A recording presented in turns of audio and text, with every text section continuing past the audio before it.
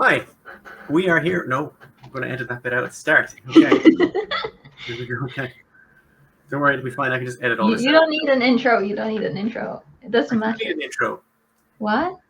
Hi, we are here to discuss the Maltese Falcon, and with me is Dembot. Dembot has hidden her identity because she is on the run from several Interpol agencies, and she is beaming in from an undisclosed location in Eastern Europe. Is that correct, Correctly. Dembot? Yeah. There's at least 4 active warrants in different countries out for you for various things that we would not consider to be crimes, but you know how things are out there. Correct. You could say I'm from Romania, so it's fine. They won't find me there, anyways. You're in Romania. Yeah. Well, the only way they could find you, I guess, is if you order a pizza. True. Yeah, so don't order pizza when in Romania. That's one of the proverbs, isn't it? Yeah, or at least throw away the box. Although I don't get it. Like, how do you get an address off of a little QR code? Oh, I'd say what happened was they rang up the company that the box was from and said, like, they just went through their last orders by police order. Oh, okay. Makes sense, right? Yeah, but The it could pizza have been. company was willing to cooperate. Yeah, I don't know what company that was, but it could have been a chain or something. So how did It was they know? Jerry's. Was it? Yeah. How many Jerry's pizza places are there in Romania? I've never heard of it before, to be honest. That's because when's the last time you were above ground in Romania? You've been underground for a while now. Yeah, it'd have been like 4 or 5 years ago. 4 years ago. Okay. Well, maybe since sometime in the last 4 years, Jerry's has taken off in Romania. At least in some parts. Yeah. Okay. Well, I'm going to show you my avatar, my StreamYard avatar, which that's me, which I don't think requires an explanation. So let's have a look at yours there. What's going on there? Right, so this is a vampire, sexual abuser, harasser. Just back up the truck there. Did you say vampire sexual abuser? Yes. Okay, so he's the hero, obviously, of this thing. The main character, yeah, and the one everybody just salivates over. Oh, they like the vampire sexual abuser. Yeah, everybody wishes they could be bitten by it, Yeah, I think there's a long tradition of vampire media where the vampires are just these genocidal, brutal, horrible sex maniacs, and yet somehow everybody's like, yeah, I'd like a slice of that. Maybe Yeah. not Nosferatu. Nosferatu's done out like he looks like a kind of an angry dog. So I think maybe you're not supposed to like him. Yeah, I wish he'd come and punch me in the neck. I've seen jokes with people saying that they've been sad because they were aging out of being groomed by vampires. So. Yeah. Oh well. Which I totally relate to. Like, I get it. Me too. You're sad because you're aging out of being groomed. Yeah, by vampires specifically. Oh, all right. Okay, but not Nosferatu specifically. Okay. By sexy, glittery vampires. All right. So we did something together last night that I think everybody needs to know about. We watched the Maltese. The Maltese Falcon, arguably the first Hollywood noir movie, directed by John Huston, who went on to direct a lot of more interesting movies, and also has been in interesting movies. He was in Chinatown. He played Faye Dunaway's dad in a very disturbing role, and he also played the MI5, the leader of MI5 or MI6, one of those organizations in Casino Royale. And in one of the opening scenes of that movie, his head gets blown off and his wig flies up in the air. And there's so little of him left that when they present his remains to his widow, all they give is the wig to her. Oh, okay. So John Huston is an American director. Okay, yeah, go ahead. Right. So what did you think of the Maltese Falcon? I thought it was very unnecessary and a bit boring. Okay. Yeah. I mean, you could be wrong. It's okay for people to be wrong sometimes. Why did you feel it was unnecessary? Because what was the point? Like, it wasn't teaching anything to anybody. It wasn't like sending a message to anybody. Right. It was just like, let's be mean and cool. That's the whole point of film noir. You're not supposed to learn anything. It's just supposed to be like super cool. But like, it's only for men then, I feel like. Because women aren't interested in cool stuff. I don't think anyone would appreciate women loved Humphrey Bogart. Wait, I have to Google who that is. It's the guy, it's Sam Spade. He's the Rick in Casablanca. Remember we saw Casablanca as well? Yeah, Rick but is it... Girls loved him. Yeah, loved them in the 1930s or 40s or what. Yeah, You know, those same girls that were sitting at home being beaten if they were burning the potatoes or something. So burning I their don't. potatoes. They're Is that like a slang term or? no, I'm serious. Like they were the women Do you that burn were your potatoes? How often do you burn your potatoes? okay. The meat is what I'm saying. Like they like that cold type of man because they were used to that. Their opinion is invalid. And now what girls want is abusive vampires. Shit. How far they've come, right? Women. All right, fine. I have nothing to add to that. But we saw Casablanca, and there was some of the same cast members in this one, in the Maltese Falcon, which was made 2 years before it. Yeah.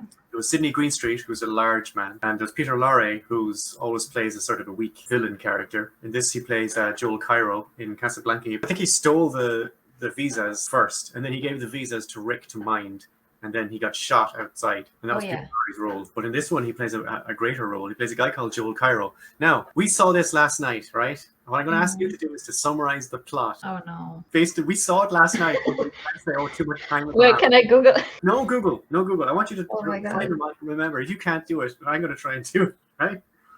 All right. So the movie starts off with, I don't remember, but it's like a lady talking to Sam Spade and his partner. And she's saying that, I don't remember her husband, but anyways, a man in her life. She's worried about a man in her life, that he's being followed or something. Yeah. He's in danger. And Sam Spade is a detective, and his partner, very forgettable name, Archie or something. Miles Archer. Okay, yeah. Also, what she's actually worried about is her sister, if you remember. Okay. And her sister is with this violent criminal, and she was worried about her sister. So she told Sam she wanted this guy like tailed or watched because she was worried about her sister. Yeah. Okay. And then Sam Spade sends his partner over, who's like really gross. He's aggressively hitting on this woman, right? Yes. And then he dies. He gets shot. He's sent over to follow this guy, this violent criminal, and before he even gets to do anything, like he gets shot dead.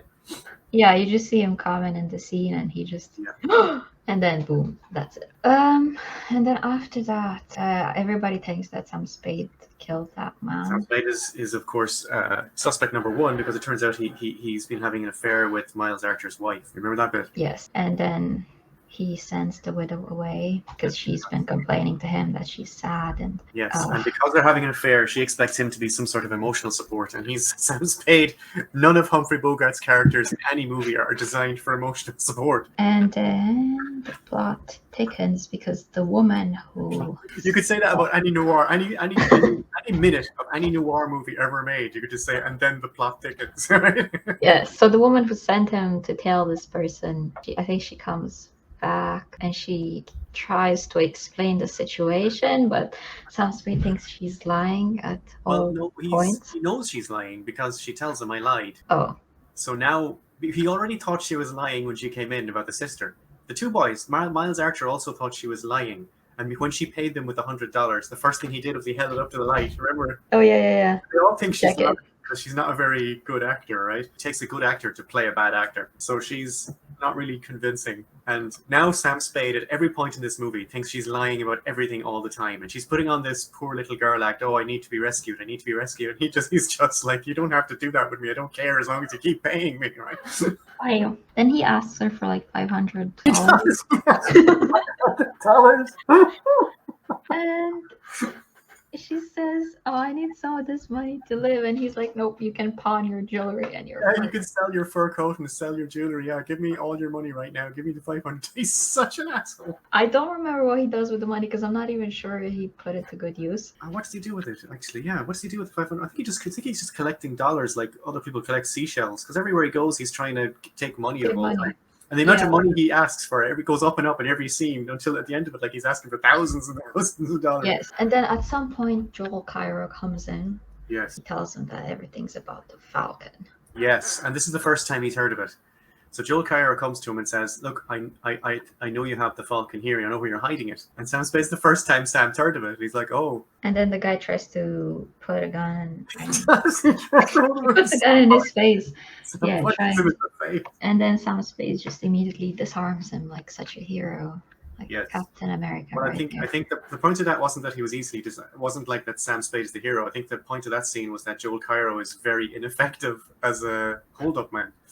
Because he's gay. I'm not sure about that, but I think he's been coded for homosexuality because before he turned up, he gave Sam's secretary gave him his business card, and he smelled the business card and he said it smells like gardenias. When he punches him in the face, he takes out some kind of handkerchief he has, and it also smells like gardenias. And I guess Okay. like gardenias is not something a macho man would do. I don't know. So he disarms him, looks through his things. He finds like 3 passports. He thinks this guy is a phony. The guy wakes up and then puts the gun in his face again. Yeah, they sort it all out, and Joel Cairo is just about to leave, and he says, "Oh, by the way, I can have my gun back." And Sam says, "Yeah, sure." And when he gives back his gun, he holds him up again, and he says, "Look, I'm sorry, I'm going to have to search your place again because I think you have the Maltese Falcon here." Right? Yeah. And So- then Sam just starts laughing, and I think that was like the funniest part of the whole movie. It's very funny. Yeah. What happens to the plot then? Then it thickens.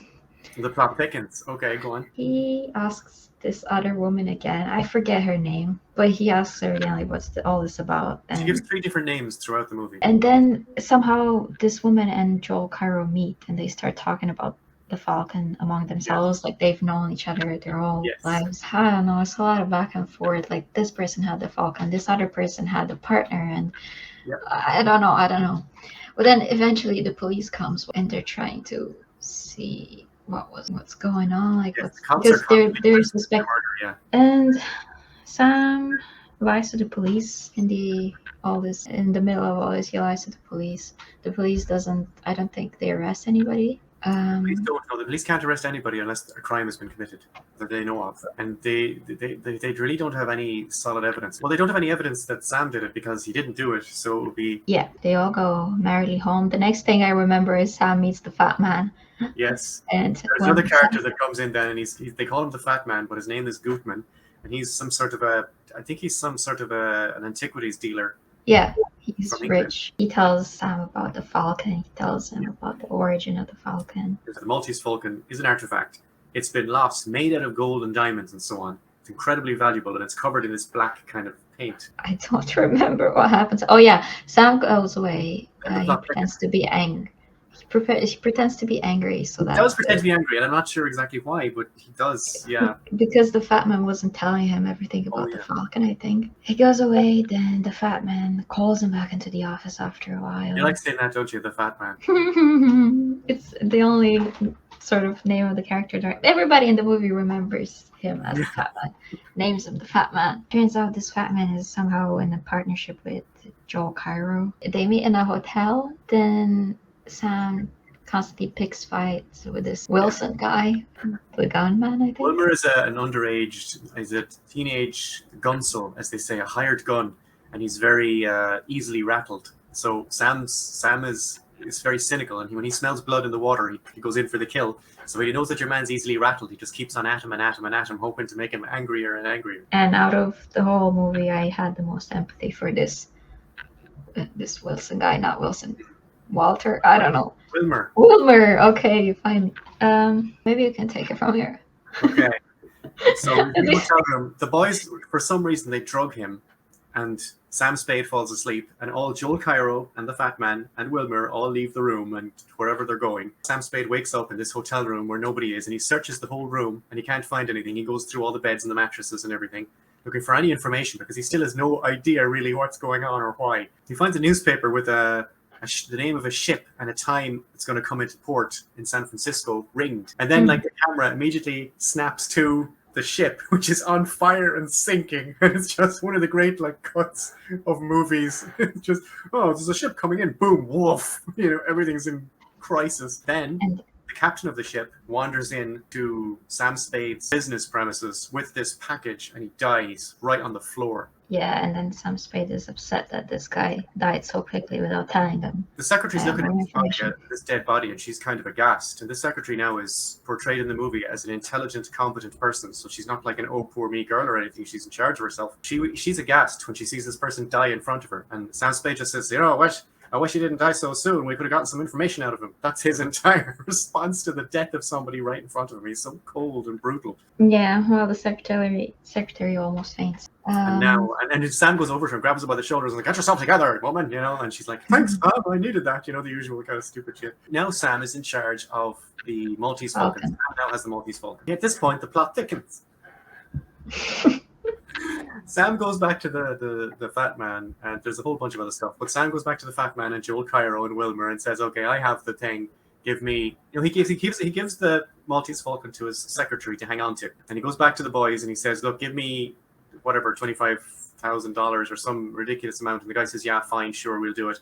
But then Sam says, "You know, when the police get a hold of this, they're going to need someone for the murders, because at this point of the movie, there's been 3 murders and still there's been 2 other murders, right? You're going to need somebody to give to them."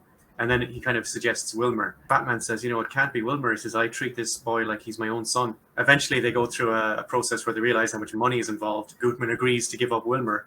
And he says to Wilmer, he says, "Look, I'm really sorry about this." He says, "I do see you as my own son," he says, "and, you know, it hurts me that much to see you go to jail." Sam gets a front amount of $10,000. When he gets the deposit, he gets the secretary to deliver the Maltese Falcon to the hotel room where they all are. And then finally, in the last scene of the movie, every major character in the movie is in the room looking at the Maltese Falcon. And they're like, "Okay, this is it. Let's have a look at it." He gets a knife out and he starts chipping off the black paint. "Oh no," he says, "this isn't the Maltese Falcon. This is just like a regular ornament." And then after a moment's thought, the fat man says, "Don't worry about it. That just means that it's still in Istanbul. So we're all going back to Istanbul." And Joel Carr says, "Can I go to Istanbul too?"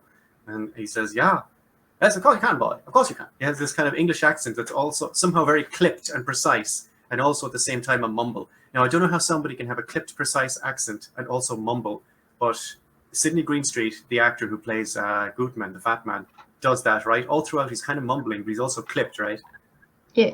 And he invites Sam. He says, "Sam, do you want to come with me?" Didn't he? Yeah, because Sam is such an amazing young man lad. Quite a character, if you don't mind me saying so. And he says, "Yeah, no, not going to Istanbul, I'm staying here." And then he turns in his new love interest, the woman who kept calling. Yeah, he kept calling her sweetheart throughout the whole movie, and at the end, he figured out that the first murder of his partner was done by this woman. You think he figured it out before? Yes, I do. Because he said, because the reasoning he gives would have worked right from day one. The reasoning he gives is Miles Archer was a professional detective. He wouldn't let anybody sneak up on him.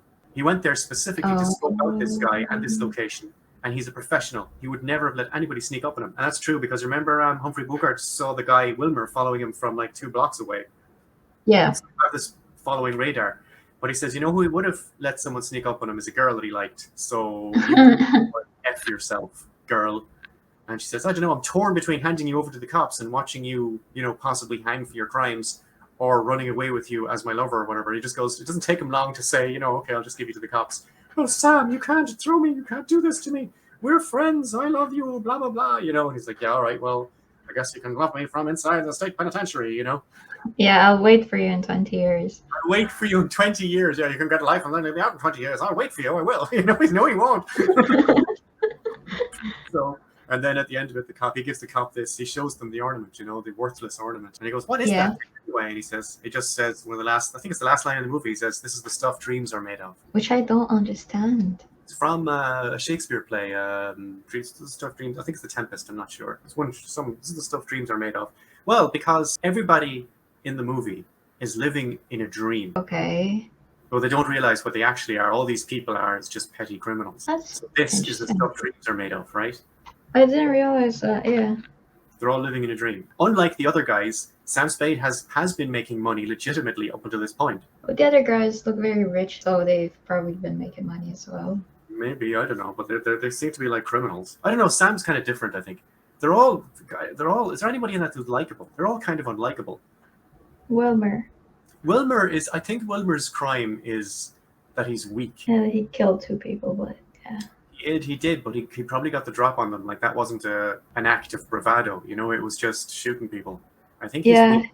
And I think Humphrey Bogart is repelled by weakness, because he respects strength and poise and grace under fire, you know? Like, he basically made fun of this guy, and the guy nearly started crying with rage. Did you see he had tears in his eyes? Yes. "I'm going to fix you, buddy. I'm going to fix you real good," you know? Yeah. He's constantly thrown under the bus because he's young. And people use that as an excuse to throw him under the bus. It's like, you don't And what, understand, you're too young. yeah, he was young, but I don't think that was the problem. The problem was he was weak. He didn't really have much control over himself. Yeah. Whereas Uh, Sam Spade has total control at all times. Even if you hold him hostage, he's the one in control, right?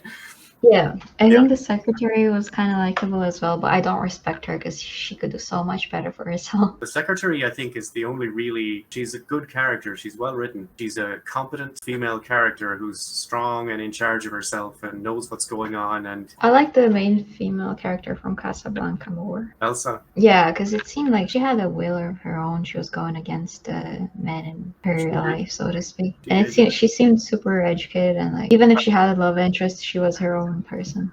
I think she's in charge of herself as well, which is why it was even more difficult for her, I think, to go to Rick and ask him for the visas, for the transport papers. Yeah, it must have been very difficult to. And then Rick tried to dress it up when he went back to the airport and was talking to Victor Laszlo, and he said, she even pretended to still be in love with me to get those papers. Such a lovely gesture, Suddenly he decided to wake up and be a good human being in the last reel, Yeah. But this Maltese Falcon does not wake up in the last reel and become a good person. He just stays exactly the same. Nobody learns anything, no lessons, nobody changes character, nothing really. It's just darkness and grim humanity and criminality and horrible cynicism. Exactly. It's just for the entertainment value. Yeah, it's a great fun movie. And that's a lot of the noir movies are like that. Like at the end of it, sometimes at the end of it you're not even sure like what happened. Like in this movie, there's definitely scenes in this movie. Now, I've seen it a few times, and you've only saw it for the first time last night. Yeah. But even watching it for, like, say, in my case, maybe the third time, there's still scenes in it where I'm not entirely sure what's happening or who's doing what to whom and why. They could have mixed and matched the scenes. It would have been, like, generally the same thing. Yeah, they could have moved them around. Well, there's a movie called The Big Sleep, which is another adaptation of Sam Spade again, or no, Philip Marlowe. That was edited incorrectly when it had theatrical release. Some of the scenes were edited, time shifted the wrong way, and nobody noticed. So that'll tell you what the noir scene is famous for. Big Sleep is great with Lauren Bacall, who she does. I think that's the line where they say, "You know how to whistle, don't you? You put your lips together and you blow." So Lauren Bacall with this kind of voice and this general stage presence that no matter what she's saying or to whom, it has a kind of a sexy edge to it, right? And there's a lot of that in noir movies. There's like some woman who's like super sexy just wandering through scenes, and the guys are just kind of falling over her, Did you think the woman in the Maltese Falcon was sexy? No, but she was coded like that. What do you mean? She's coded like that in the narrative. The way they make the movie is that's her character is super sexy, regardless of what you think of the actor. Oh, okay. And you can tell that because I guess maybe the movie makers had the same concern, because the first thing is the secretary comes into Humphrey Bogart and says, "There's a lady outside to see you. She's a real knockout." So right. Oh, so we have to understand it. Even if it was being played by. Yeah. And she does play it like that really well, I think. Yeah, she does. Somebody who's not very good at doing the helpless little girl act.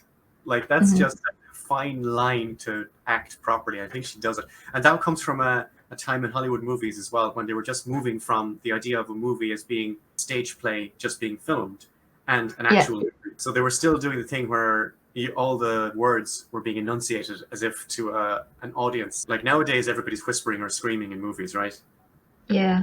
I blame Nick Cage for that. But everybody's whispering or screaming in movies. But back then, everybody's like, they walk into a room and they hit their mark and they just say whatever they have to say, and it's perfectly clear, and it's just fantastic. In that style of acting, everybody has to a little bit overact, right? Yeah. Because they're all stage actors. If you're a stage actor, you're dealing with a whole room of real people, and you have no choice. You have to overact by maybe 5 or 10%, or people won't understand. You'll just come off as bland. Yeah. Sometimes in those movies, it looks like they're overacting, but actually what they are is complete professionals who know exactly what they're doing. But now it looks like they're kind of overacting a bit. But nowadays, you don't have to do that. You can be completely naturalistic. Yeah. How old were you when you first saw the Maltese Falcon? Like, over 25? Over 25 is old to you. No, I mean, like, mature. Was your brain fully developed when you saw it? It's they breed them different in Romania, don't they? Over 25 is old.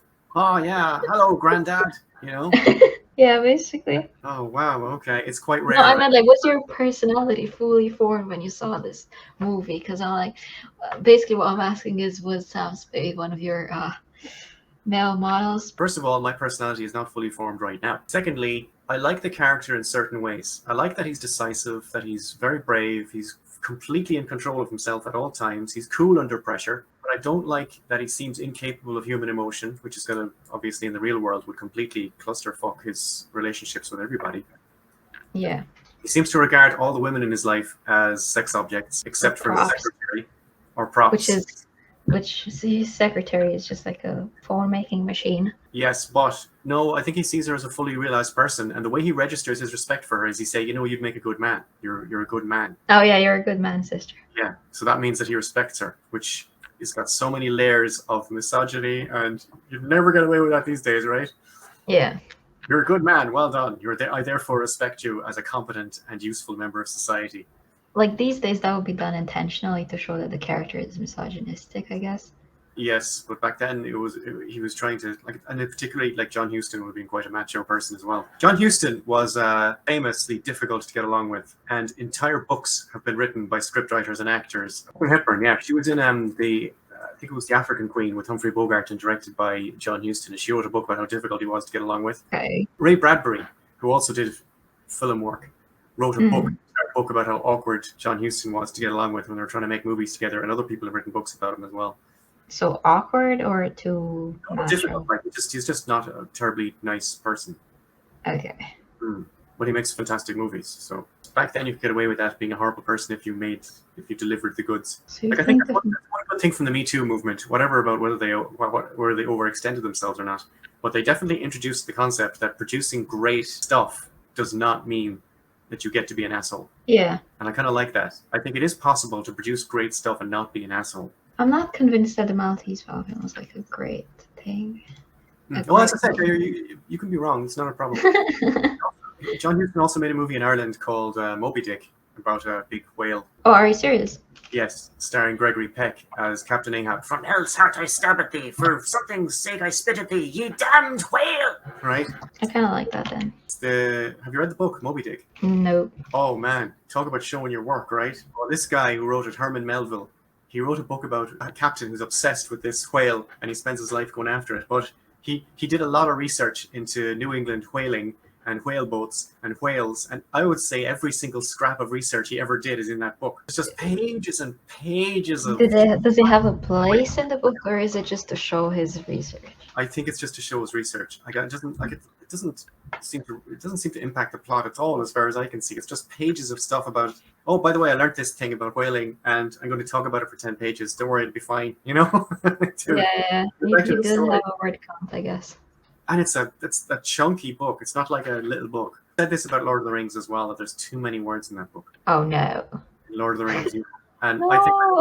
I don't need to read 6 pages about the sunset and what it looks like on the grass. You know what I mean? I think it depends. Like if it was something you were super passionate about, you'd like it. But you're probably not passionate about the whaling. Sunset. I'm passionate about the sunset on the grass. I'd read 6 pages about that. Happily. I mean, that's why we have poetry. Do you know what I mean? Like, I don't want it in my novels. And the Lord of the Rings has got a great story, you know, if you just stick to it. But I think Moby-Dick is like that too. You could cut about 50% out of that book and it'd be amazing. Most people will disagree with it and say, oh no, it's a classic. The reason it's good is because it has all this irrelevant, boring shite. I understand the impulse, because I have an impulse to do that too when I write stuff. If I research stuff and I go down these rabbit holes and I say, I should really put all of this in the article. But then I just don't do that instead, you know? I thought it was great. It's lovely. You need a lot of patience for it, but it's a vibe, you know? Why Like, do you you need to need be... What? Why do you need a lot of patience for it? Because you have to get into the imagination. You have to see, you know, the sun Too many words. setting on that grass. Like, you take it in, just let it fill your soul and your spirit, and then you'll understand the feelings of the characters and why it's so dramatic for them to, like, leave the Shire, you know? Because there's a whole world right there. Like, you don't need more than that. But then when you leave all that, it's so much more impactful, You know in my what? opinion. That's valid. That is completely valid. Okay, fine. Yay. He's not just telling you a story. He's trying to show you a world. Yeah. And that does take time. And then when you understand the world, I guess you'll be in a better position to figure out what's going on with the characters who have to live in it. Yeah. All right, world building. Fair enough. You can have your world building. Thank you. But now, information about whaling, I don't know. Maybe he's trying to build the world as well, but the world is a factual world of 1800s New England whaling. Yeah, and maybe... not be familiar with. So maybe he's doing... But I don't know, some of it just reads like a Wikipedia page. You know? Oh yeah, I think maybe that's all the information that the fisherman needed. Like that's what they need to know in order to catch the whales. Maybe. So, so like you need to appreciate how complex that whole thing is. I don't know. Is it a good thing or a bad thing for your novels to include everything your characters know as well as everything your reader needs to know? I feel like it's a good thing. I personally like it, and if I don't have that in a novel these days, I feel like the character is very shallow actually, and I don't understand. I Okay. don't empathize with it. Yeah. Okay. And I'm like, this book, like, why did, if you take the time to write a book, put all you have into it. Like, Okay. So you're a fan of the Melville strategy. yeah, why Well, there's not? different ways of doing it. You could just do a lot of research and then use that to inform the book, or you can do a lot of research and type it into your manuscript. I mean, yeah, true. But I'm the type of person, like, even with my assignments, sometimes we're given like case studies and stuff, and I put everything I can find, even if the persons are kind of irrelevant to the question asked. I'm like, Yeah. this person did that 10 years ago, and this might Yeah. like inform their opinions now. So, Okay. Well, John Banville said research is the death of the novel. are you Someone who? asked someone asked him, "Did you research anything?" He said, "No, I never research anything." He said, "I just write." Who was that? John Banville. He's Oh, an John. Irish Okay. writer. He's at some point they might give him a Nobel Prize. Good for him. Maybe like Charles Bukowski would have the same opinion. Yeah, just write directly, straight from your injured, bruised heart, I guess. From your alcoholic heart.